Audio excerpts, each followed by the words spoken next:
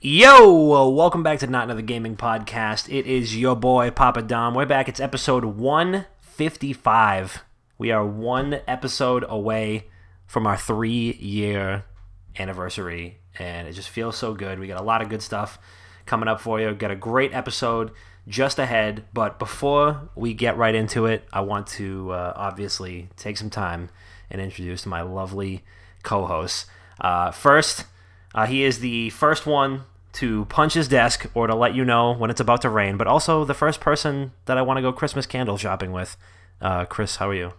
That was adorable, dude. How's it going, boys? Nice to see you again. Episode 155 next year, next week. The big 3-year anniversary. That's some real shit right there, boys. Crazy. That's some real shit. But happy to be here. Crispy, the tallest and the lankiest. And my next host has blown up planets and beheaded dragons around the D&D table. Number 6 on the Gears 2 Wingman rankings, but number 1 in your hearts. Dr. Bob, how are you? I'm doing all right. I'm trying to think right now off the top of my head how many dragons I've killed, and I think it's like 5. I think there were 4 or 5. I think there were 4 in our first D&D campaign, and then the crate dragon, and then a planet. Can't forget about the planet. I'm doing okay. Yeah, dude. Next week, 3 years. We're officially toddlers. We are officially toddlers. Your favorite internet toddlers. We are here. We are back. It is episode 155. 156 next week is our 3-year anniversary. So make sure you buy us age-appropriate gifts. It's going to be a great time. Just really looking forward to it. We've got a lot of people already active in the chat. Hello, everybody. Hello. Thank you for joining us for a special midweek episode of the show. Let's just get right into it. Let's start off with a little weekend recap. Damn, son, where'd you find this? Christopher, how was your weekend? My weekend was good. Really, no complaints. Got some family stuff done. A couple birthday parties for the family. I actually have a couple new listeners. Well, we have a couple new listeners to the podcast that I ended up getting a little drunk on Saturday. I was like, you know what? Fuck it. Let the whole family know what's going on. My 2 favorite cousins. So they're currently listening to us. They are really enjoying it from what I could understand. And they were just like, why have you been hiding this from us? What are you saying on here? Do you talk shit about us? Like, no, never that. Like, I kind of have a potty mouth, and sometimes I slip up and I say stupid shit. But I'm learning to wear. We're 3 years old now. You got to wear. I take a lot of pride in this project, so I want to let the world know. But I did that, and then later on the night, got a couple of drinks with my friend Dom. Something low key, listen to a nice country live band. Had a couple beverages, but I mean, all in all, great night. Really can't complain. Bob, how was your weekend, pal? You playing it? Me personally, I'm not playing much of anything lately. I've been just kind of on my grinds, getting a couple things done, so I haven't had time to play much lately. But I'm hoping to get back on Call of Duty campaign and finish that off because I'm so close. But yeah, Bob, how was your weekend? What are you playing, pal? It was all right. Friday, I streamed a lot of Star Wars Jedi Fallen Order. That game is very good. Dom and I both agree upon that, and Dom has a review up on the website. That's at wickedgaming.com. You can check that out right now. We're going to get a nice little video recap for a review up at some point. I just got to get some game capture, so stay tuned. Maybe I'll do that tomorrow when I get back from work. But yeah, we'll figure it out. Besides Jedi Fallen Order, I've been grinding Counter-Strike a lot. And that's kind of it. Yeah, Jedi Fallen Order and Counter-Strike. For me, it's always I'll have one competitive game that I'm playing, 75% of the time, and then one single player game I'm playing the rest of the time. It's a good mix. So what are you thinking about the new update on Counter-Strike? I think it's been 2 years since the last operation, and I think since they went free to play, they bumped the price of the operation up to $15. So a lot of people are bitching about it. What are you going to do? The game went free to play. They want people buying into it. There's a battle pass now, which they don't call it a battle pass. They call it something else, a fucking operation channel or some shit like that. I like that.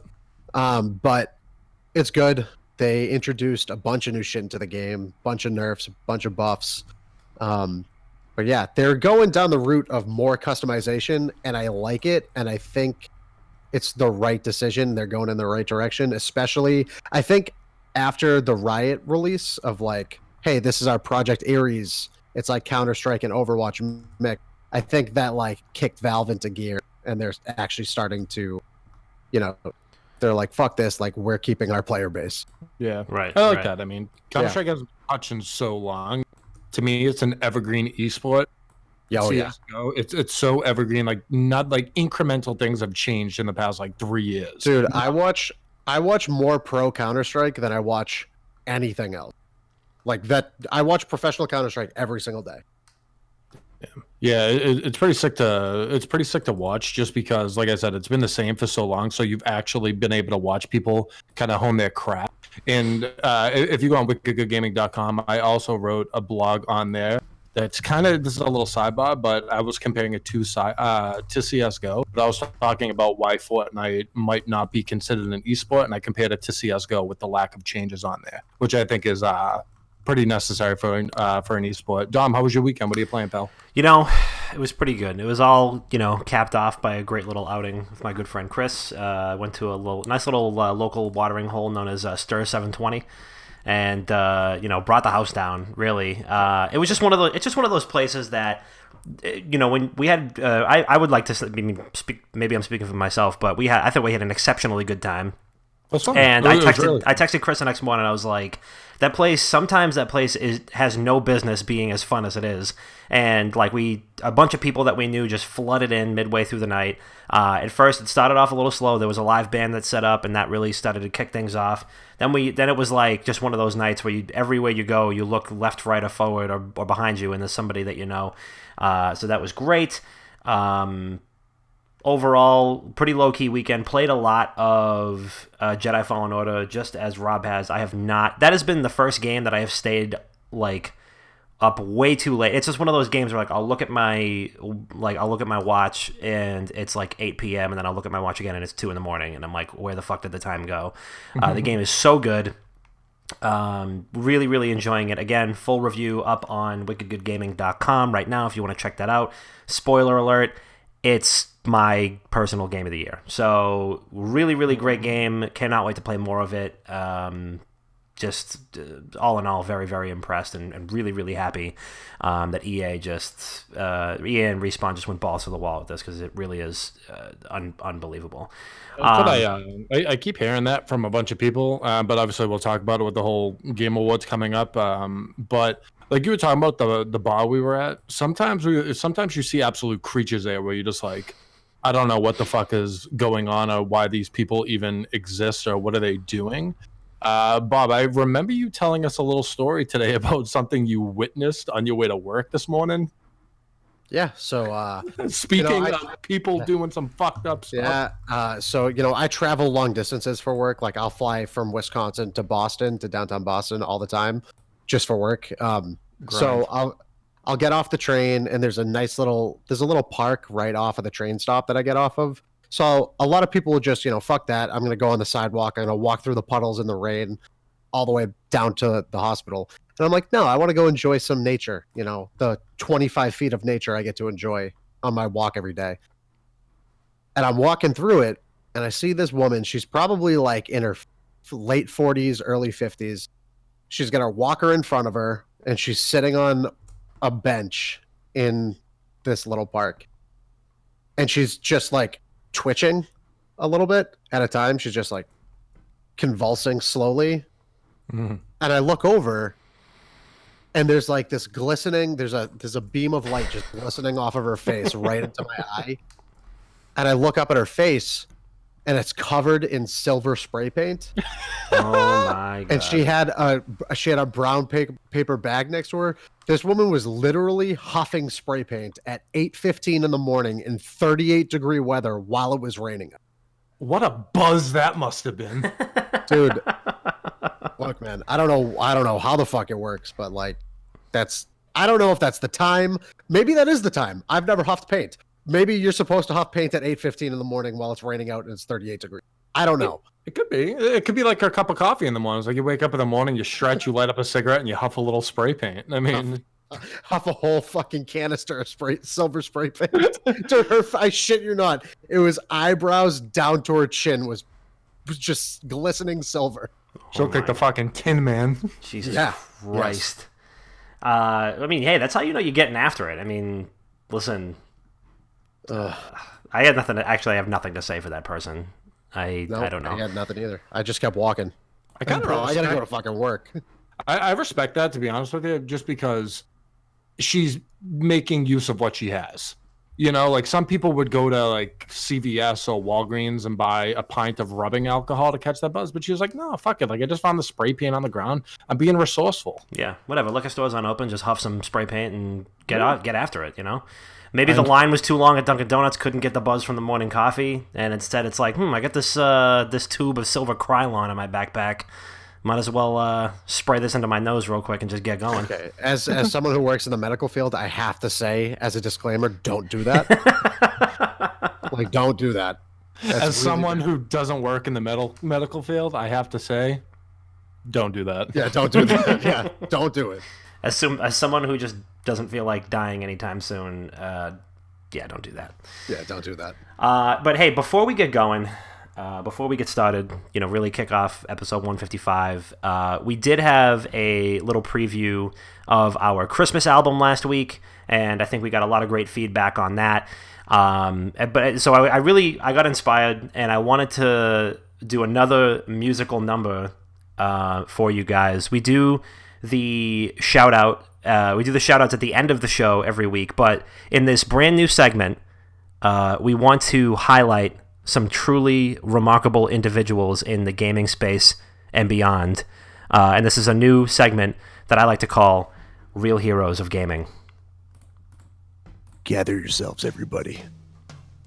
Listen up and listen closely, because Wicked Good Gaming is about to present the Real Heroes of Gaming.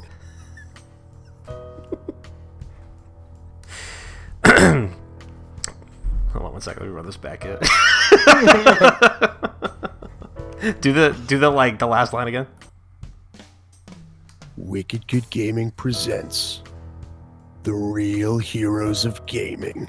Real heroes of gaming. Today we salute you, Mr. Bring Extra Deodorant to the Trade Show Guy.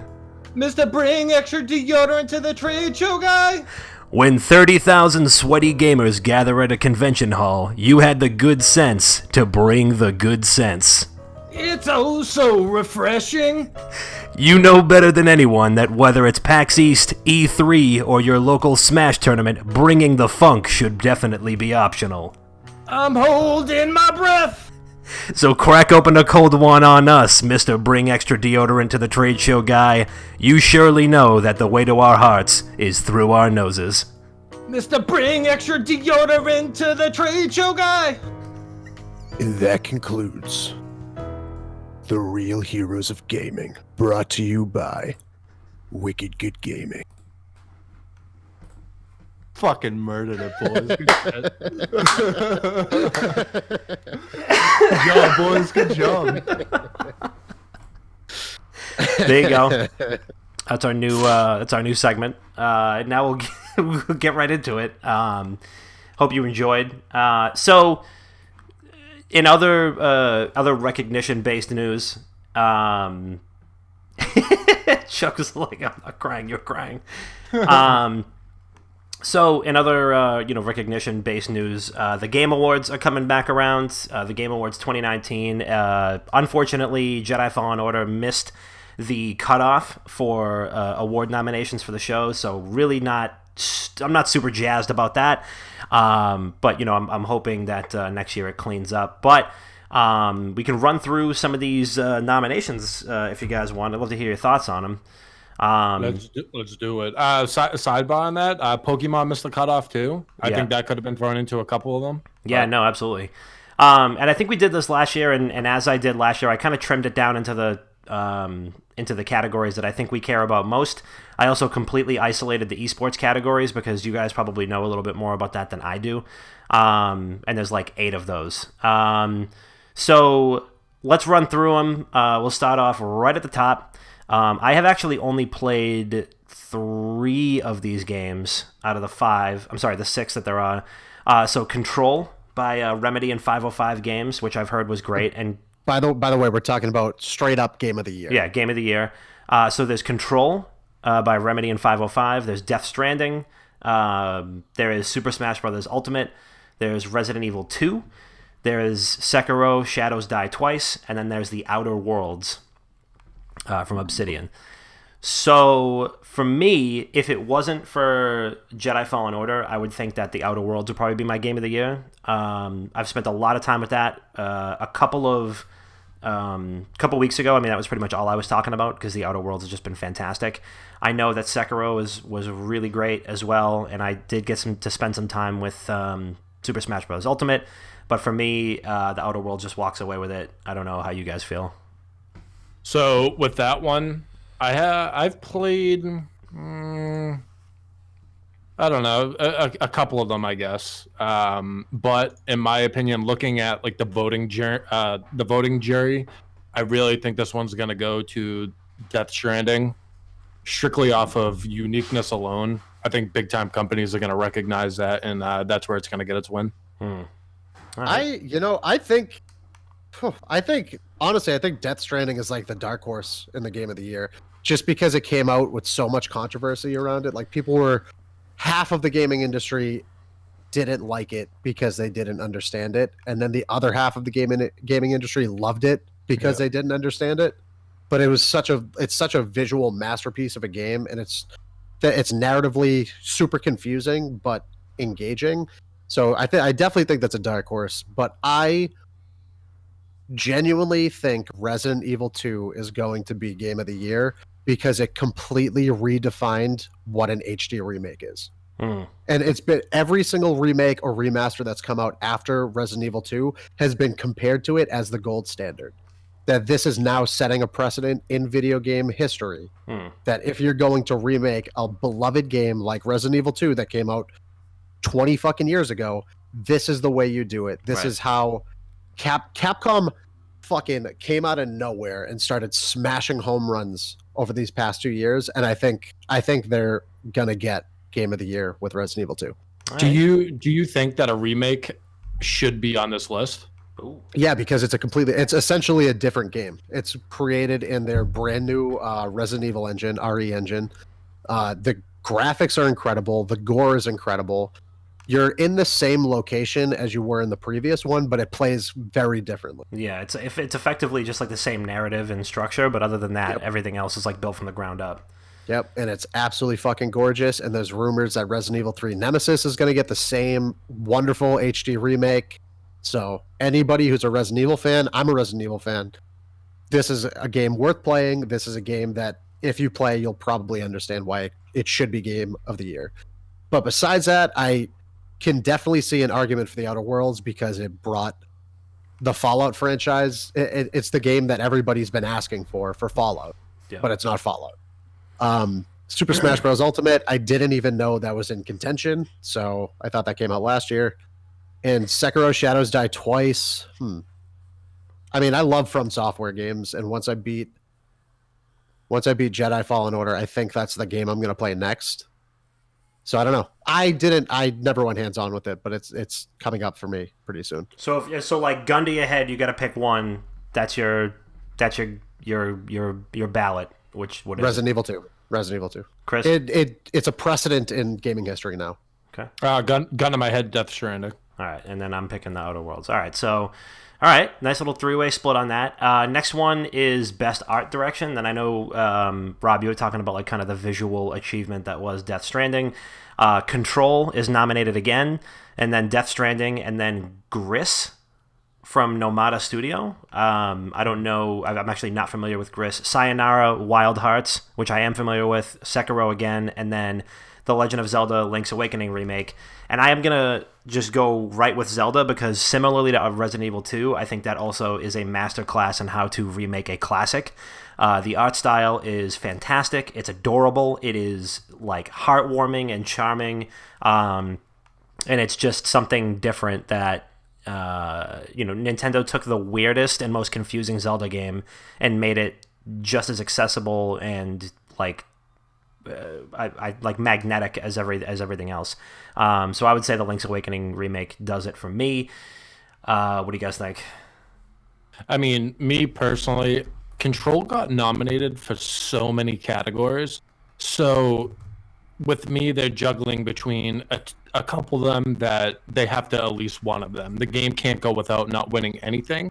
So where I'm at is if Control doesn't take art direction, I'll have to agree and go with Link's Awakening.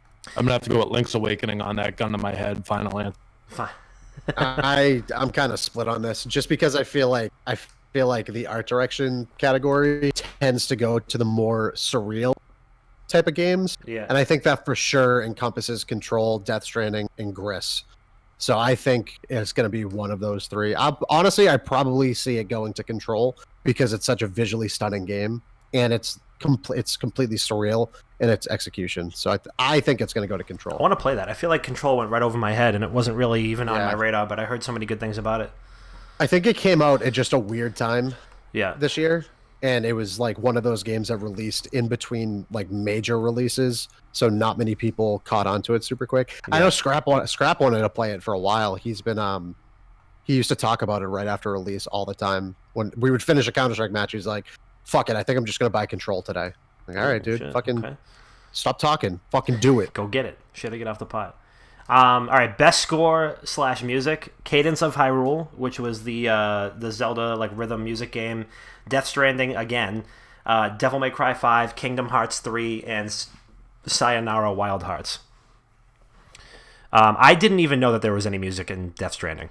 There was no music in the trailer. It was just like, it was just. I don't know, dude. I've heard people say the greatest part of that game is the score in it, Really? and that they want it on vinyl someday. Jesus. Wow. Yeah, like I've heard several streamers say outright that the best part of Death Stranding is the score. Huh. I mean, I'm going to probably have to say, just because this is the one that I'm most familiar with, and I just don't know how this score just gets defeated at all, is Cadence of Hyrule. Big Tasty, thanks for the sub. But yeah, I'd say Cadence of Hyrule. I heard some great things about it, and the people I know that who really did dig into Cadence of Hyrule and liked it were like over the moon that this got the nomination. So, and the Brace Yourself Games people who did the last, what was the other one called? Not Cadence of. It's the same character that you play. It was like the Dance of the Dungeon Keeper or some shit like that. Yeah. That's definitely not the title, but it's something like It's that. yeah, I know it's the same character. I think the character's name is Melody or something like that, and it's all like a rhythm action game, which is pretty cool. Chris, what do you got? Old me would say, who gives a fuck about the score? Who gives a fuck about the music in the game? But I'm a changed man. Check out the range, man. I got a whole new game plan. That was good, right? That was good timing for it. That was fucking great. Yeah. I honestly don't know, to be honest with you. Like, I would love to see Kingdom Hearts 3 win something. It's not going to happen on this one, in my opinion. Mm-hmm. I don't know, dude. The score in Kingdom Hearts 3 was pretty fucking great too. I mean, the scores are always great in those games, but going up Sure. against these games, I really can't see them pulling one out. I think I'm going to have to follow Dom's suit on that, Cadence of Hyrule. All right, cool. Yeah, I mean, it's a game based around music, so that would make sense. Again, you got to give a nod to every other game there. Like Death Stranding, like I said, people tout that as the best soundtrack that they've heard in a game in years. Mm-hmm. Devil May Cry, I specifically remember all of the trailers coming out for that game, and every single trailer had the greatest fucking music to it. So, Hey. but yeah, I got to agree. Cadence of Hyrule just makes sense. Yeah. A lot of people re-upping their subs. Florida Man Fred, thank you as well. So these next three, I definitely, I know that the three of us will definitely have more input all around on it. Best ongoing game, best multiplayer game, and then content creator of the year. So best ongoing game, the nominees are Apex Legends, Destiny 2, Final Fantasy 14. I just had a lot of trouble reading those Roman numerals for a second. Apex Legends, Destiny 2, Final Fantasy 14, Fortnite, and Rainbow Six Siege. I mean, I can kick it off because I'm just gonna rip the Band-Aid off. I'm gonna have to go with Fortnite on that one. Okay. I mean, I'm genuinely gonna have to. The best ongoing game. I mean, the only other thing, me personally, I would throw in. I don't play Rainbow Six enough. I know some people live or die by it. Yeah. I haven't played it enough to speak intelligently on it, and I don't want to sound like a dickhead, so I won't do it. Only other one I could compare my own mind to is Apex, and Apex hasn't done even close to what Fortnite's done for an ongoing game. And I feel like Apex came out of the gates really hot, and the first 3 months it was like setting the world on fire, and then it kind of fizzled out. So ongoing game is definitely not a category I can see it winning. No, me either. Yeah, Regis, final answer, Fortnite. Rob? Oh my god. Yeah, I agree. Apex Legends doesn't make much sense to me just because it went from like 100 and there was like 200,000 people watching on Twitch at the first 3 months, and then it dropped to like 30,000 the next day after that time frame. Destiny 2 makes a lot of sense with the most recent release. Final Fantasy 14 also makes a lot of sense with their is it fucking Doombringer release? I can't remember what it's called, but it's like a heaven and hell like angel demon. Heard a lot of good things. Yeah, I have too. I heard a ton of good things about it. A lot of people are saying it's the best expansion yet. So, if there's MMO fans out there, that's something that they're probably going to vote for. Rainbow Six Siege has carved a fucking path through competitive gaming in the past 3 years, and it's only grown. So, makes sense. Unfortunately, I do think they're gonna have to say fucking Fortnite. Yeah. There's really it's the fucking biggest game on the planet. It's so hard to not say it. For me, I'd say it's got to be Fortnite or Destiny 2. Both games, had big years. Destiny got reinvented yet again with Bungie releasing Shadowkeep and kind of breaking away from Activision and really like releasing its first major overhaul since they kind of struck out on their own. And then Fortnite just a couple months ago had its big like renaissance thing, like the whole Fortnite Chapter 2 thing. So I mean, it could go either way. For me, I think just out of like out of respect for how it's continually going, even though for me, my like old man yells at cloud take is like I just still don't fucking get why people are still playing it. Fortnite is probably going to take that home. So last two were unanimous. So best multiplayer game, Apex Legends, Borderlands 3, Call of Duty Modern Warfare, Tetris 99, and The Division 2. This one's confusing. There are some like interesting nominees here. Like The Division 2 I thought was excellent, but I don't know if I would say like this was my favorite multiplayer experience this year. Tetris 99 is electric. Sorry, I just had a little thing. Tetris 99 is electric, but it made me want to snap my Switch over my knee, not necessarily play it more. Modern Warfare has had its own issues at launch. Borderlands 3 I feel like I didn't hear a whole lot about, and then Apex is Apex. We just mentioned it. So, I mean, I don't know. What do you guys think? I think it's shit all around. To be honest with you, it's so difficult to really pick one on it. Something in me wants to lean towards Tetris. It really does. Something in me wants to lean towards Tetris because first of all, like I'll think prior to like this Tetris, if you watch it competitively, it is absolutely riveting. These live tournaments literally keep you on your toes, and they're the most electric things of all time. It's like I've said plenty of times, like watching dots. Like I don't necessarily understand it, and I don't get how it's happening, but I enjoy watching it. I want to say Tetris, but there's no other one on there I can personally agree with. I mean, Apex is a multiplayer game. To me, it's like the only one on there that when you think of multiplayer game, you think of that within this list. Personally, I didn't like The Division 2. I'm going to go with Tetris 99. I would agree with you just because I did play Tetris 99 quite a bit, and even though it did make me want to like frisbee my Switch out onto the freeway, it did just like Destiny 2 and Fortnite did. It kind of just like reinvented itself, and the same thing we were just talking about with Resident Evil 2 and also Link's Awakening. Like it reinvented Tetris for a new generation, and there's probably a shitload of people that are playing Tetris 99 that have never played a Tetris game before. So to make that game still relevant, and also to make it one of the most like electric experiences to watch this year, I think I would say I don't know if Tetris 99 is really going to win, and I think it would be hilarious and also pretty amazing if it did win, but I would say I'm pulling for Tetris 99 here amongst this pack. I mean, when you say multiplayer game, right? Like you just said you wanted to frisbee a Switch into the street. Yeah. If a multiplayer game isn't making you want to do that, it's not a multiplayer game. It's not a good multiplayer game. Multiplayer games aren't supposed to be casual. They're not supposed to be enjoyable. You're supposed to sweat like you've never sweat before and want to be better than the person next to you. Just like when you played sports growing up, it wasn't shake hands, let's have a good time. No, you wanted to fucking win. If you don't get mad, it's not a good multiplayer game. That's true. That is true. Bob, what do you think? I think it has to go to Tetris 99 just because it's the only unique game in this category. Yeah. Everything else is a first-person shooter, or a third-person shooter. But yeah, it's the only unique multiplayer game that's included into this. So you can make an argument for any one of them, but just on the basis of it being so different, I think it has to be Tetris 99. All right. And then last but not least, amongst the regular categories, content creator of the year.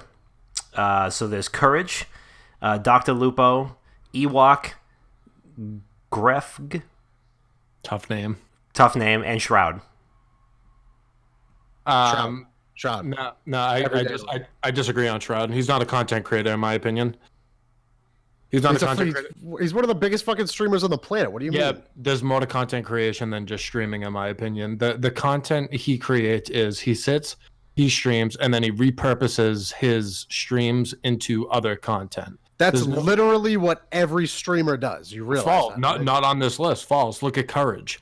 Courage lives at the 100 Thieves house. They actually do like skits and funny things within the house. I do like Q&As. I do actual YouTube videos. And I feel like that's so different than what the nomination, like what this category is. I think this category is based around streamers. It should be titled streaming content creator of the year, not just content creator of the year, because then you also have 10 million YouTube content creators.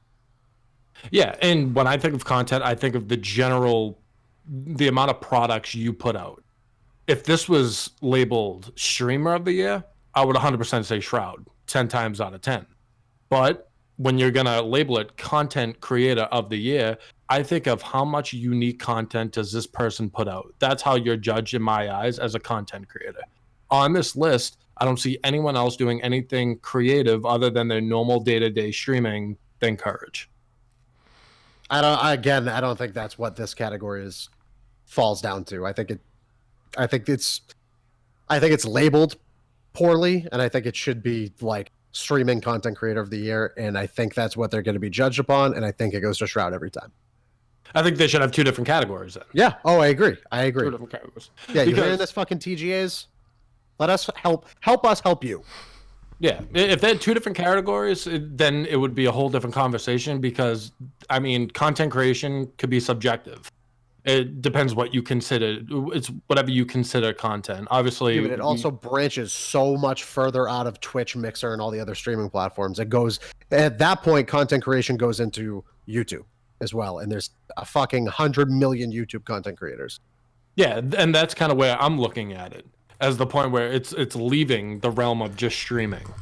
I think. I mean, let me see if there's like a description for it. If there's like there's got to be like a thing that it says, right? It can't just be like, can't just be that sentence. because they have best like esports player. They got all kinds of other shit. Let's see, voting game of the year.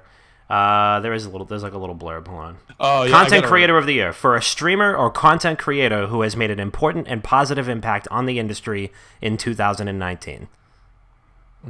Okay, then it's swaying. I don't know. Then I throw Dr. Lupo into the mix. Yeah, I was gonna say in that case, then Dr. Lupo might be in like contention. I 100% agree. He's like the godfather of streaming. Like everyone goes to him for like advice and whatnot. He's like the only one that seems to have his head on stream. I was actually going to say that because I feel like even when I see like the constant flow of like dog shit waterfalls on Twitter, like Dr. Lupo is always in somebody's mentions, like giving them advice or like mentoring them or like, I don't know. I would say like he's probably one of the ones that I'm more familiar with in this bunch. So Dr. Lupo is going to get my nod anyway, just because I feel like people see him as a role model. And people probably look up to Shroud as well, just because of all the success that he's had and obviously how good he is at the games that he plays. But I think Dr. Lupo for me would probably be the guy who takes that home. you know what people aren't saying either. So with that definition, making a positive impact on the industry, look at Ewok. She's a 14-year-old deaf true. girl who's made an absolute name for herself. Yeah, that's also true. We're talking about a positive impact. Look at all the kids looking up to her, like the kids growing up with something wrong. They look at this 14-year-old girl who's fucking doing it. And if you want to look at the demographic of streaming, it's on the younger side. True. Honestly, she's in contention now too. Who the fuck is Grefg? I have no idea. I literally have never heard of the guy. That's the worst name I've ever seen in the world. Is it Greg or is it Gref? Pick a side. Grefg. He's probably done something remarkable this year too, and we're like, He opened up a fucking hospital somewhere. yeah, opened up like a hospital for orphans or something like that, and like powered it by running on a treadmill by himself for like 6 days. Yeah, my bad, Greg. Yeah, my bad, Grev. I don't know. Yeah. Until proven otherwise, my vote is going to go to Dr. Lupo. Old people support old people. True. I'm gonna say Shroud. Or no, I'm gonna say Ewok. Actually, I'm gonna say I think she wins this. Honestly, I would love to see her win that. Yeah, that'd be awesome. Do we want to fly through the esports ones real quick while we're like already on a roll, or what do you guys think? We could do them really quickly. I think you can. Do you want me to run through them? Yeah, go just for it. because I can pick like the ones that like genuinely mean something. So I'm gonna save best esports game for last. Let's go with best esports player. So there's Booga from Fortnite, Faker from League of Legends, Perks from League of Legends, Simple from CS:GO, and Sinatra from Overwatch. My opinion, I'll kick it off. I'm gonna go with. I want to go with Simple for CS:GO, just because he's been doing it for so long. I think he deserves more recognition than what he gets. Mm-hmm. I would not be surprised if it went towards Booga just because he's a young kid making a splash in Fortnite. But you could also argue that Fortnite is not an esport. That's a story for a different day. This one I'm going to have to go with... I know Booga's going to win, but I'm going to go with Simple. I also have to say Simple, just because after the last major that I think it happened 2 weeks ago or a week and a half ago, the commentators were asking all of the pro players, like, hey, who's the greatest player of all? Who's the greatest Counter-Strike player of all time? Half of them said Simple, that he's reached a peak that no other Counter-Strike player has ever reached before. The problem being he's been hampered by being on like a team that isn't considered. They're a top 10 team, I believe, but they're not consistent. But he's consistently the top performer pretty much in every game he plays. But yeah, half of them said Simple. Half of them said Cold Zera or Olaf Meister. But Simple is at a peak of Counter-Strike gaming that nobody has ever seen before. So it makes sense to me. I'm going to say Simple. Sinatra also makes a lot of sense because he was one of the youngest professional Overwatch players to enter the scene. He was one of those. He was just like Faker for League of Legends, where it's like, this is somebody, if you want to watch someone at the peak of this game, this is the person you want to watch. Same goes for Simple. Simple is the person you want to watch when it comes to. Love that. Dom, do you want to chime in, or should we just glaze over you on these? I was going to say the only two that I really am familiar with, aside from Booga, because I just know that he won. But Faker, I'm familiar with, and Simple, I do know is widely regarded as one of the best to ever do it. So I'll just lump in with you guys and say Simple. Let's go. Dude, you gotta hold on, Dom. You have to watch some of his fucking clips. Send them to me. I will watch them. They're insane. Learn me. I'll watch them. Let's go to a public consensus on esports host. Golden Boy. Golden Boy. That's my man. That's an easy one. Golden Boy takes it. What an absolute legend. A handsome, entertaining stud. I love him. Golden Boy deserves everything that gets thrown his way. Such a good dude. Completely agree. And then it's so tough for me because I don't follow League competitive. Or Dota competitive, so I'm going to skip over that as well. Even though these are big categories, for the sake of me sounding stupid, I'm going to skip over the ones that I don't know if we can necessarily hit on that much. So let's go to best esports game to kind of cap this topic off. CS:GO. So the CS:GO, there's Dota 2, There's Fortnite, League of Legends, and Overwatch. I think it's public all around. CS:GO. Yeah. Oh yeah, dude. I literally watch more professional Counter-Strike than I do professional sports. Yeah. Like by a landslide too. Yeah. And I wanna say one more thing before we like glaze over the rest of this. Best esports team has to go down to Astralis. No question at all. They are the most dominant team in professional Counter-Strike Go right now. They just hit the what's it called? The fucking you get the 4 home runs in baseball. The cycle. Grand Slam. They hit the fucking Grand Slam for the majors in the past. I think they got 4 out of the 5 past major events, and they're unstoppable. Granted, 100 Thieves, my favorite team. I'm gonna speak on behalf of the rest of Wicked Gaming. Our favorite team, former Renegades roster that came into Counter-Strike, almost fucking beat them at the last major. So I can't wait. Let it be known. Let this be known to everybody. 100 Thieves, former Renegade roster, recently acquired by 100 Thieves, is one of the greatest Counter-Strike teams in the league right now. So keep an eye out for it. Right. But Astralis is fucking insane. You know, Astralis is going public with their company. You're gonna be Yeah. able to buy stocks in the company. Yeah, they already have. They're already. I think they're Denmark. Yeah, they're Danish. Yeah, they're a publicly funded. I don't want to say company, but like conglomerate. I don't fucking know.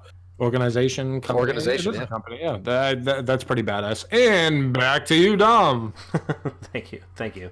Yeah, so we'll leave it there. We'll move right along just because I didn't realize that was going to take up a bulk of this episode. So what I wanted to talk about as well is just because and I have something tells me this is going to take up the rest of the episode, but we were just talking about Jedi Fallen Order towards the top of the hour, and Bob had mentioned this earlier today, but like, is this going to be the start of EA really caring? Like, is this going to be something that we see more of? Do we get more like goodwill, more like good business practices from EA? Obviously I feel like aside from Ghost Recon Breakpoint, Ubisoft has had a really good like goodwill streak. Oh yeah, but they shattered that with Breakpoint. I wouldn't say they completely shattered it. I mean, they obviously was like a weird. I think it was. I would chalk it up to like a misstep and like an oversight rather than like them just being like, "Fuck you guys." Remember when you liked us? Nah, we don't even. Yeah. There were definitely a couple of companies that did that in the past 2 years. Yeah, but I think that they definitely deserve a little bit more bandwidth than just like the oh my god, this is Ubisoft. Like, you can't even say like, oh my god, this is classic Ubisoft, because like they don't ever do shit like that. Yeah. So I mean, what do you guys think? I mean, is this like the start of a good faith streak with EA? Like, how does this how does this impact things? I personally think that following 5 years in a row or 4 years in a row of them being consistently listed as the worst company in the world to work for, and getting the negative backlash from everybody in gaming, every corner of gaming outside of EA gave EA shit for the past 6-7 years at this point. I think it's 50-50. I think half of it, I don't think they go back on their weird like egregious marketing strategies and microtransaction ploys. I think when it comes to their multiplayer games, they're going to push that shit no matter what, because they know people are going to be invested in it, especially if it's a free-to-play game. If it's a free-to-play game, there's no fucking rules at that point. Yeah. However, I do think the other side of the coin is, I think they're starting to understand what gamers want, and I think people are starting to get fatigued by, battle passes, first day DLC, all that extra shit, microtransactions. I think people are getting fatigued by it, and I think they might actually be seeing it. Capcom made a huge 180 in the past 2 years. Ubisoft, after their whole Assassin's Creed debacle, they took a couple of years off and they revamped, and they made good on everything else afterwards. So I don't know. I think EA might be doing it. Yeah. For so long, it's just been EA bad, EA bad, EA bad. But in the past couple of years, all of those companies that we thought were like beacons of hope for us a bunch of those companies went bad. So you never know. If good companies can go bad companies can go good. Yeah, I think that one of the big signs is because EA was the company that was like, oh, single player games don't sell, right? Was that them? Yeah. So I mean, or was that because Activision definitely said something like that too, but who publishes Battlefield? EA. Okay, then yes. Then so this is one of those things. I mean, we've talked about voting with your wallet a million times, and even if you're not a Star Wars fan, Jedi Fallen Order is a delight to play, and I would hope that anybody who went on and on, hemming and hawing about Star Wars Battlefront 2 would be rushing out to purchase Fallen Order at full price, because this is how we get more of these games. Regardless of if it ends up making more money than some of their other titles this year, I think is irrelevant, just because it got made, now it's here, and it's being released to mostly critical acclaim.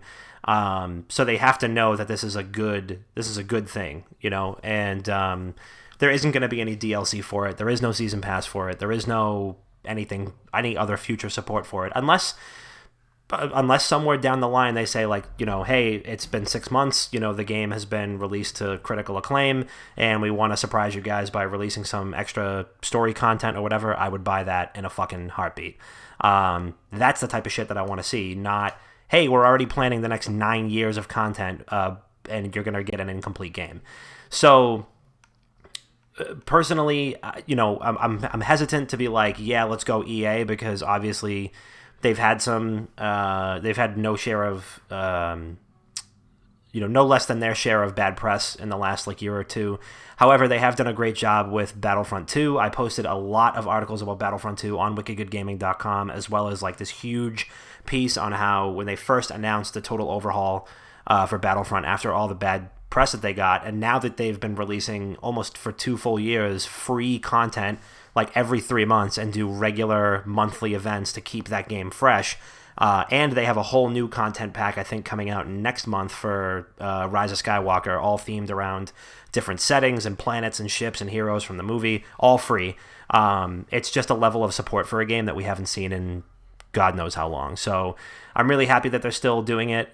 Something tells me the Rise of Skywalker season of content will probably be the end for Battlefront 2. I hope not, because it's still really good. But yeah, I really do hope that Jedi Fallen Order is not the last awesome Star Wars game that we see from them, because obviously they can do it. I hope it's not the last one that we see from Respawn, specifically, because Respawn has just done an unbelievable job. But moreover, I am willing to put a little bit more faith back in EA after this whole thing. Chris, do you have any thoughts on it? Just kind of the whole moral standpoint of it. It's especially within the video game industry, video game critics and video game fans are very, very passionate. So I think when you do people wrong for so long, you can start the process of turning a new leaf, but it's a marathon. It's not a sprint. It's going to take literally banger of a game after banger of a game, great decision after great decision, to literally get 25% of those people back. And you just have to keep doing it and just prove that you're not going back to your own ways. I think every company within the space has a chance to right their wrongs, because a lot of the times people are going to vocalize on the internet what they don't like. And if for some reason you decide to actually listen to what your fans want and what they're asking of you, if you just keep hammering that and keep doing it, you're going to start seeing people come back and people start to trust you again. Like I said, it's not going to be an overnight thing, but I think right now they've looked better than they've looked in a long time. Agree. And they're getting my trust back, which, I mean, if you're getting my trust back, there's probably dozens and dozens, if not thousands and thousands of people who are starting to gain that trust back as well. So, I mean, all I can really say is keep doing what you've been doing. Yeah. And maybe at some point you'll gain people's full trust back. I don't think they're there yet, but it's better late than never. It's better to start than not start at all. You know what's crazy about all of this? EA has so much grasp on some of the most influential IPs in gaming history. And the fact that they can pick out any of those games and just recreate a new game in that IP that's not just fully multiplayer focused with microtransactions and season passes, I think that can absolutely pull so many more people in. Like, imagine a Dead Space 4 at this point, because they hold the rights to it. Give it to Respawn. I mean, yeah, give it a Respawn. Let them do a Dead Space 4. Single player, no microtransactions, fucking horror, a perfect horror franchise, in my opinion, besides the third one. The third one was kind of shitty. Wasn't the third one, like, more action-y? Yeah. But that was also the trend at the time where because games like...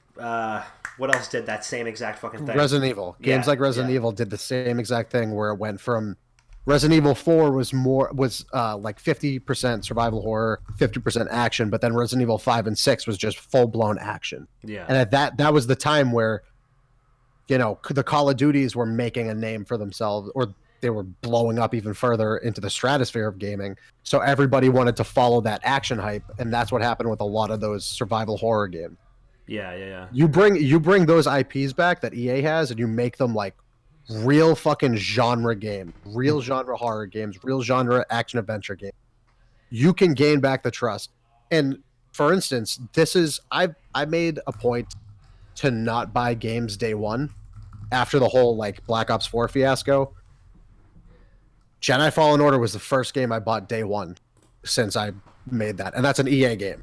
And I've been protesting against EA for years now. Yeah, like what you said, it's such a powerful thing that we don't usually think of. Me personally, I don't really think of. They have so many valuable IPs where if they picked one of them out, took their time, instead of spreading themselves super thin, like, oh yeah, we're already in the works for like 7 years worth of content. No, just like, yeah, you can like do business as usual, but have one priority of a game that's one of their best-selling IPs, and literally focus, put out a not broken game, completely finished, polished, buttoned up to the nines. Put a couple of those out every couple of years, and watch how quick these people start coming back. Yeah. I wouldn't necessarily say Jedi Fallen Order is completely polished. I think the game is poorly optimized. Outside of that, I think the game is brilliant. Yeah. Like, that's the only negative I have for that game is it's poorly optimized. Yeah, I see that, but the thing is, at the same time, no game is gonna come out completely finished. Like, there's always gonna be something. That's the thing. There's always gonna be something. But first of all, if you don't really play video games that often, Jedi Fallen Order is not an easy game to play by any means. So people might get that as backlash, but like you niche it down to a certain amount of people that would genuinely love it and see the beauty in it. And I'm telling you, if there's a couple little things that go wrong while you're playing that isn't game altering, it's okay. People will understand that. Right. People will get that. But every game gets a couple of mulligans for stuff like that. Yeah, agree. Yeah. And that's fine. But it's so easy to tell when someone's like, hey, get it out. We're on a deadline. Just get it out. We'll deal with it then. It's so easy to tell. And these companies think the players and the consumers are so fucking naive that they don't realize that's happening. But on the other side, people will realize when you genuinely gave it your all and you wanted to release a finished game. Yeah. Did it come up a little short? Maybe. But like, you find more benefits than you do things wrong with the game. You find more good than you do bad within the game. Yeah. And people that genuinely know your games and genuinely know video games, they'll understand that, and you'll get one of those couple mulligans where they still believe in it and they'll see it through. Yeah.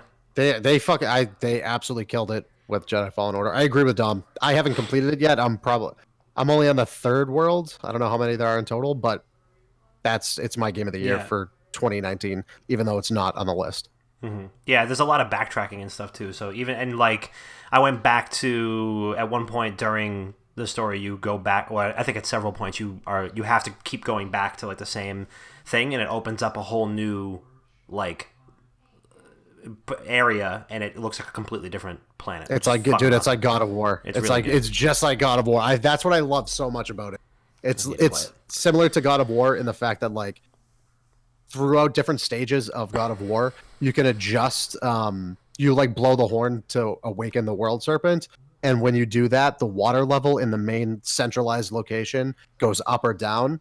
So you can explore different levels of every area you already explored. Oh, so stuff you couldn't access before is now opened up to you. That's fucking cool. This is what Jedi Fallen Order reminds me of. Yeah. Like, and and God of War was a game of the year last year. Yep. And every time you get a new force power or something like that, it gives you a reason to go back to that planet, if only for like 15 minutes, just to see if you can like push or pull or like jump over something that you couldn't before. And it's wild. It's just so goddamn good. And like the voice cast is unbelievable. The graphics are really good. Just voice VA. So good. But yeah, so anyway, go buy that game, and if you're a Star Wars fan, it's a must-have. Even if you're not a Star Wars fan and you just love action-adventure games, it is still a must-buy. So very, very, very, very highly recommended from your boys over here at Not Another Gaming Podcast. So, I mean, Jesus, we're bumping right up against it already, so we might as well just move right into our final segment that we like to call Land the Train.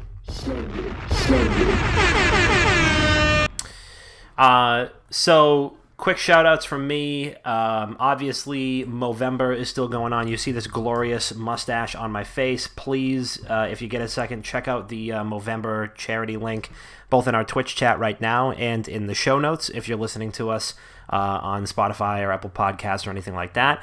Also, a legend in the gaming community has passed away. Brad McQuaid passed away earlier this week, who was instrumental in creating EverQuest, which laid the groundwork for like a billion more MMORPGs that would come afterwards.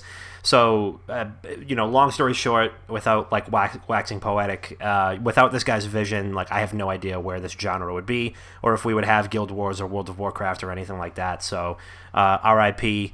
Mr. Brad McQuaid. Thank you for everything. Chris, what do you got? I got nothing. All right. Nice. Bob, what do you got? Go check out Dom's Movember. Yeah, make sure you check that shit out. Also, full Jedi Fallen Order review and lots of other great content over at wickedgoodgaming.com. Lots more coming up this week.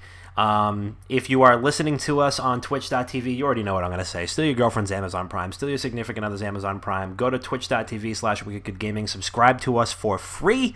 It will cost you nothing. And if you're listening to us on your favorite podcast platform, which is probably either Spotify, Apple Podcasts, Google Play Music, Stitcher, TuneIn Radio, Overcast, or iHeartRadio, or radio.com, leave us a review. Leave us a review. I feel like we never ask for reviews, and whenever somebody like circles the receipt, if I go to like a restaurant or like a GameStop or something, like I never do the review for them. But if they do something I like, then I will definitely do the review for them. So if we do something you like, do the review for us. Why not? Support your boys. Enough and undone. Let me cut you off for a second. Anyone who leaves a 5-star review under the podcast on whatever your favorite podcast platform is, I'll read it live on the podcast. I'll read it live. Wow. Okay, you hear this right now, everybody? You need to hold Chris accountable for this. Like whatever the comment is. So if he's like, Chris smells and... Yeah. No, I mean, don't fuck us. But like, if it's like... No. You can fuck us, but just leave that 5-star review. Yeah, leave a 5-star review. I don't want like a 5-star review. Roast us, and if you leave a 5-star review, Yeah, I'm fine with it. Yeah. Yeah, leave a 5-star. 2 to 1. 2 to 1. You guys are good. Yeah, write whatever you want, and as long as it's like not gonna get us TOS on Twitch, we'll read it live on air. Fine. Deal. Fine. Great. Well, until that time, please do go leave some 5-star reviews. This has been episode 155 of Not Another Gaming Podcast. We love you so much, and we'll see you next week.